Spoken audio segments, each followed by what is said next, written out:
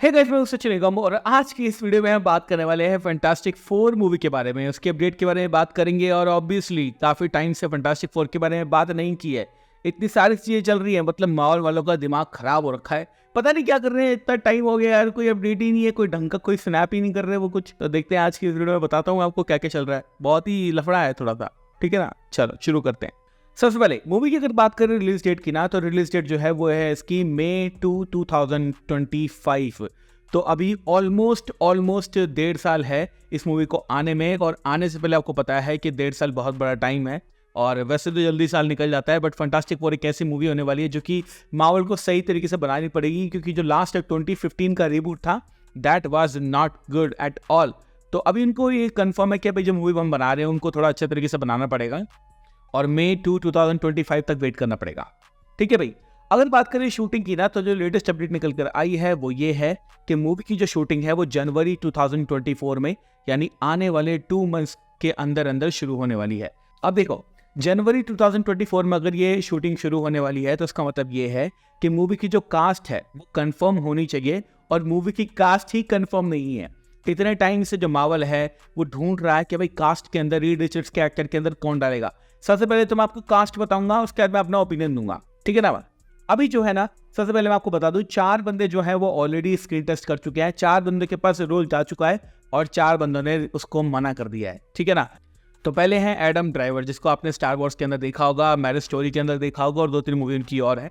देखो भाई, Adam driver कहीं से मुझे मेरे से फैंटास्टिक लगता ही नहीं है, और जहां तक मुझे पता है कि उसने मना कर दिया तो अच्छा हुआ। दूसरे एक्टर है जेक जिलेनहॉल। जी हाँ, जेक जिलेनहॉल, जिन्होंने ऑलरेडी स्पाइडरमैन के अंदर मिस्टीरियो का रोल किया है। मतलब मैं मानता हूँ कि चलो मल्टीवर्स चल रहा है, और आप ये एक्सप्लेनेशन दे सकते हो कि मल्टीवर्स के अंदर ये दूसरा यूनिवर्स है, और यहाँ पर जो जेक जिलेनहॉल है ये हमारा फैंटास्टिक फोर में मिस्टर फैंटास्टिक है। बट कहीं से भी मुझे वो बंदा नहीं लगता कि वो मिस्टर फैंटास्टिक का रोल कर सकता है, and I do not like it. तीसरा कैरेक्टर है मैट स्मिथ, और मैट स्मिथ को भी रोल दिया गया था मिस्टर फैंटास्टिक का, और अगेन उसकी शक्ल देखो तो भाई मेरे को नहीं लगता है कि मिस्टर फैंटास्टिक का रोल कर पाएगा। अभी जो लास्ट हमारे सामने कास्ट आई है, जो कि लोग बोल रहे हैं कि कंफर्म है, हालांकि I absolutely hate the idea, वो नाम है पेड्रो पास्कल। अब देखो, Pedro Pascal, I want to say something, बहुत ही बढ़िया एक्टर है, बहुत ही मंझा हुआ एक्टर है, बहुत ही अच्छी एक्टिंग करता है बंदा वो, लेकिन कहीं से भी वो रीड रिचर्ड्स मुझे नहीं लगता। लेकिन अगर रूमर्स की माने तो उस बंदे ने फाइनली साइन कर लिया है मिस्टर फैंटास्टिक का रोल, और वो शूटिंग करेगा। मतलब अब जो हमें मिस्टर फैंटास्टिक देखने को मिलेगा वो होने वाला है पेड्रो पास्कल। देखो, मैं तुम्हें एक कॉमिक दिखाता हूँ, ठीक है ना। एक कॉमिक है जिसका नाम है, मैं पढ़ के बताता हूँ, इस कॉमिक का नाम है War of the Realms, I guess, ठीक है ना। तो वॉर ऑफ द रेल्म्स जो कॉमिक है उसके अंदर जो मिस्टर फैंटास्टिक है उसकी आप शक्ल देखो, ये मिस्टर फैंटास्टिक है, इसकी शक्ल देखो। अब इसके बगल में आपको जॉन क्रासिंस्की मैं दिखाता हूं, जिसकी शक्ल एग्जैक्टली 99.999% मैच हो रही है। तो पहली बात तो मार्वल वाले की खुद की कॉमिक है ये, इसके अंदर जिस बंदे की शक्ल है उसकी शक्ल वाला एक्टर है जो कि ऑलरेडी मल्टीवर्स ऑफ मैडनेस के अंदर काम कर चुका है मिस्टर फैंटास्टिक का, और बहुत ही बढ़िया डिमीनर के साथ में, बहुत ही बढ़िया एक्टिंग के साथ में उस बंदे ने रोल वो प्ले किया। सारे बंदे यही चाहते हैं कि मिस्टर फैंटास्टिक का जो रोल है वो जॉन क्रासिंस्की ही करे, लेकिन मुझे ये बात समझ में नहीं आ रही कि मार्वल वाले उनको कास्ट क्यों नहीं कर रहे। भाई जाओ, अगर वो बंदा पैसे फालतू मांग रहा है तो उसको पैसा दो, क्योंकि लोग उसको चाहते हैं। मैं अकेला तो नहीं हूँ ऑडियंस के अंदर, मेरे हिसाब से आई थिंक बहुत सारे लोग होंगे जो इस बात से एग्री करेंगे कि जॉन क्रासिंस्की ने बहुत ही बढ़िया मिस्टर फैंटास्टिक प्ले किया। तो अगर जॉन क्रासिंस्की ने ऑलरेडी मिस्टर फैंटास्टिक प्ले कर दिया है और लोगों को उसका रोल पसंद आया है, तो वापस से उसको रोल वो क्यों नहीं दे सकते। उनको ये दिखाने की जरूरत क्यों है कि एक दूसरा बंदा प्ले करेगा।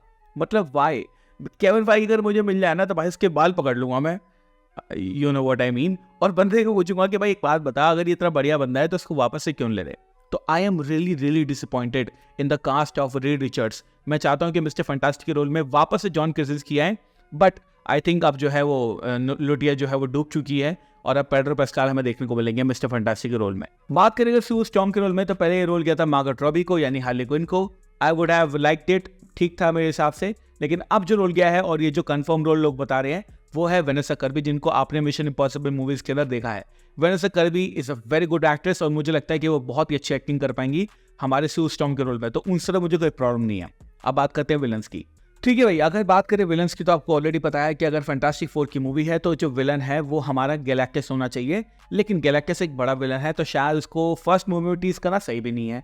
तो मेरे हिसाब से मूवी के अंदर अगर विलन वो रख रहे हैं तो गैलेक्टस का टीज दिखा सकते हैं, लेकिन उससे पहले आपको सिल्वर सर्फर दिखाना पड़ेगा। और सिल्वर सर्फर आपको पता है कितना बढ़िया कैरेक्टर है, हमने उसको आई थिंक दोनों मूवी के अंदर देखा है, लास्ट वाली मूवी के अंदर देखा था फैंटास्टिक फोर जो ओरिजिनल थी, और बहुत ही बढ़िया कैरेक्टर था वो।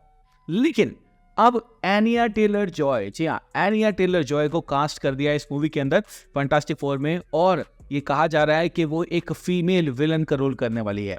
अब देखो, कुछ रिपोर्ट्स ये कह रही हैं कि जो सिल्वर सर्फर है वो इस मूवी का विलन होने वाला है, और मार्वल वाले सिल्वर सर्फर को फीमेल बनाने वाले हैं, जिसको प्ले करेगी एनिया टेलर जॉय।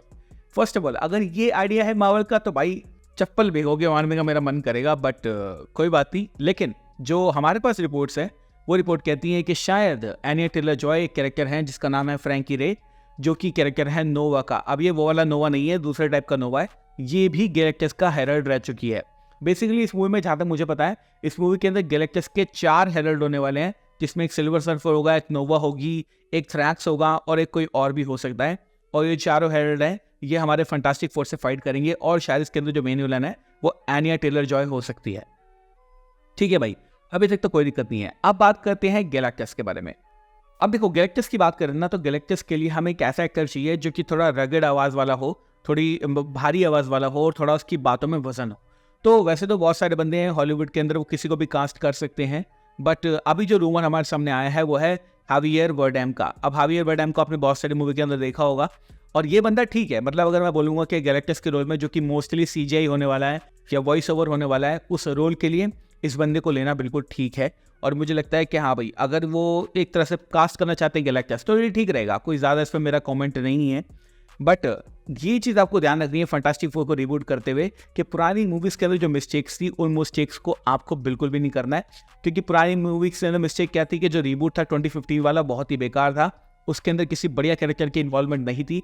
और मुझे पता है कि काफ़ी लोग बोलेंगे कि डॉक्टर डूम भी होना चाहिए, क्योंकि फैंटास्टिक फोर जो पुरानी आई थी और जो नई आई थी, दोनों के अंदर डॉक्टर डूम था। इसके बारे में मैं ये कहना चाहता हूँ कि डॉक्टर डूम एक ऐसा कैरेक्टर है जिसको मार्वल वाले सीक्रेट वॉर के लिए रख रहे हैं, और सीक्रेट वॉर से पहले शायद डॉक्टर डूम को वो नहीं दिखाने वाले हैं, और अगर वो दिखाते भी हैं तो वो फैंटास्टिक फोर से कनेक्टेड नहीं होना चाहिए अकॉर्डिंग टू मी। लेकिन अगर वो फैंटास्टिक फोर से कनेक्टेड होता है so that would be very good, मुझे बहुत अच्छा लगेगा, बट पर्सनली मैं नहीं चाहता कि वो उससे कनेक्टेड हो। That is only my opinion. ठीक है, अब मूवी की कुछ डिटेल्स के बारे में बात कर लेते हैं। तो जो मूवी है वो हमारी सेट होगी डिफरेंट यूनिवर्स के अंदर। जी हाँ, तो MCU का जो यूनिवर्स है, जो MCU की अर्थ है, जिसको फिलहाल 616 कहा जा रहा है, हालांकि वो 616 है नहीं। काफी लोग भी बोल रहे हैं कि जो मूवी है ये सेटअप होने वाली है 616 के बाहर, और एंड में उनका जो यूनिवर्स है वो खत्म हो जाएगा, यानी उसके अंदर हमें इंकर्जन देखने को मिलेगा। उसके बाद टीवी वहां पे पहुंचेगी और फैंटास्टिक फोर की टीम को बोलेगी कि हमारे साथ चलो, एक बंदा है जिसने तुम्हारी अर्थ को खत्म किया है, उसका नाम है कैंग द कॉन्करर, और हमारे साथ आके हमारी मदद करो। और इस तरह से जो फैंटास्टिक फोर है वो मेन मार्वल सिनेमैटिक यूनिवर्स के अंदर आ जाएगी। जी हाँ, तो जो शुरुआत है मूवी की वो डिफरेंट यूनिवर्स में देखने को मिलेगी, और जो कि अच्छी चीज़ भी है, क्योंकि इससे ये चीज़ क्लियर हो जाएगी कि फैंटास्टिक फोर कहाँ है। अभी तक देखो, किसी मूवी में किसी भी चीज़ के अंदर हमें उनका हिंट ही देखने को नहीं मिला, तो ऑब्वियस सी बात है शायद वो किसी और यूनिवर्स के अंदर है। तो ये तो बहुत अच्छा लगा मुझे कि अगर वो ऐसा करते हैं तो काफ़ी ज़्यादा सेंस बनाएगी। और अगर बात करें कैरेक्टर्स की, तो ऑब्वियसली अगर वो जेक जिलेनहॉल को रोल दे रहे थे ये वाला, तो उसका मतलब है कि उनको ये चीज़ पता थी कि काफ़ी लोग कंफ्यूज होने वाले हैं, तो वो सिंपली ये बात बोल सकते थे कि डिफरेंट यूनिवर्स का रीड रिचर्ड्स है, यानी मिस्टर फैंटास्टिक है। तो ये चीज़ तो मुझे कंफर्म है कि ये जो मूवी है ये एक डिफरेंट यूनिवर्स में होने वाली है। तो 616 नहीं होगा, MCU की अर्थ नहीं होगी, कोई और यूनिवर्स होगा जो कि खत्म हो जाएगा, और फिर टीजे वाले इस यूनिवर्स में उनको लेकर आ जाएंगे। तो ये होने वाला है फैंटास्टिक फोर की सारी अपडेट। अब देखो, इनमें कुछ अपडेट्स ऐसी हैं जो कि मुझे पसंद है, कुछ नहीं पसंद है, बट फैंटास्टिक फोर मूवी के बारे में कोई भी अपडेट मार्वल नहीं दे रहा है। और अगर जनवरी 2024 के अंदर उनको ये शुरुआत करनी है शूटिंग करना, तो भाई जल्दी से तो अपडेट देना पड़ेगा। और दिसंबर में मैं एक्सपेक्ट करके चल रहा हूँ कि वो दिसंबर के अंदर कोई अपडेट देंगे। आई am really excited for this movie, really excited for this movie. ये एक ऐसी मूवी होने वाली है जिसके लिए भाई हर कोई एक्साइटेड है, and I hope you are too. और अगर अभी तक वीडियो देख रहे हो 10 मिनट के बाद भी, देन यू आर अमेजिंग भाई, आई लव यू। और मैं आपसे मिलूंगा अगली वीडियो के अंदर। Bye guys, take care, love you all and have a great amazing day.